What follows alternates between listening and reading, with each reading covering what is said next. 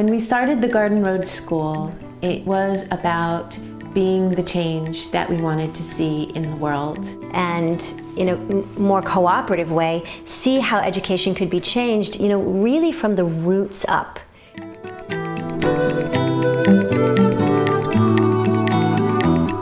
One of the things that is happening now is that there are more and more children who just don't quite fit in the system.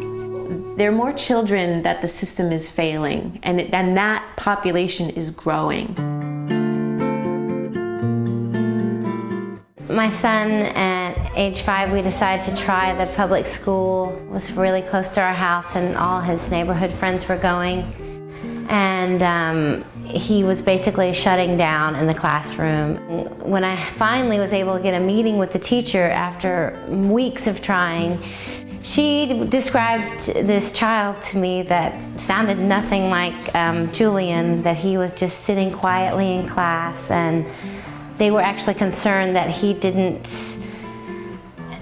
was behind and that he was remedial level because he wasn't participating in class. And his last day of school, last day of public school, I took him to the emergency room with a panic attack. And I had to go to the emergency room, and I couldn't breathe. I was so overwhelmed.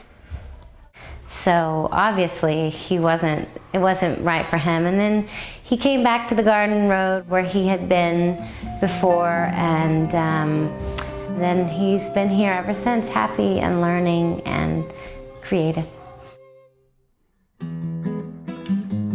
We went to look at our local public school. It was too big, it was too impersonal. We just felt that she was going to get lost.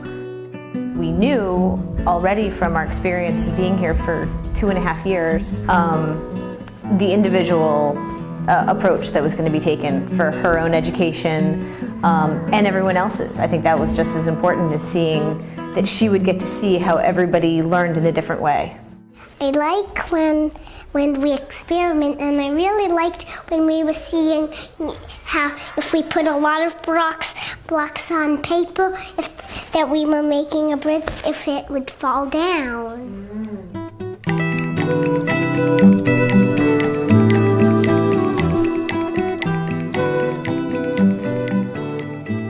We all know something needs to shift and something needs to change.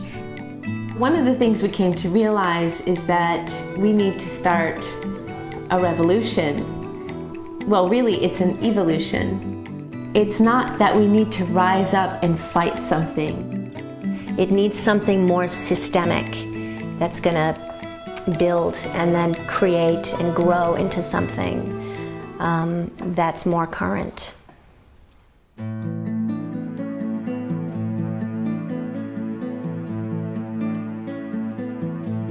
My son was diagnosed with autism when he was 2. He never drew a picture, he never sang a song, he was a very straight, concrete kind of guy.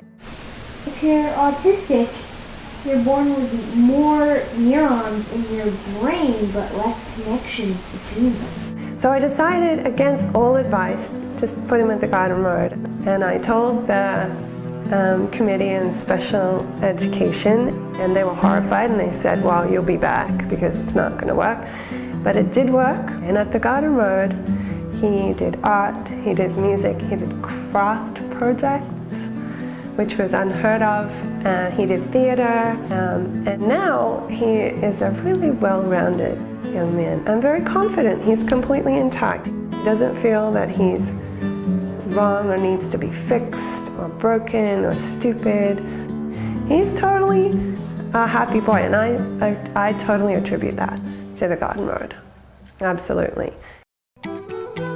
What we've done at the Garden Road as a group of parents and a group of educators is we said, okay, we are going to accept this responsibility. We are going to be the change. We're going to do our absolute best to create a circumstance where these children can thrive.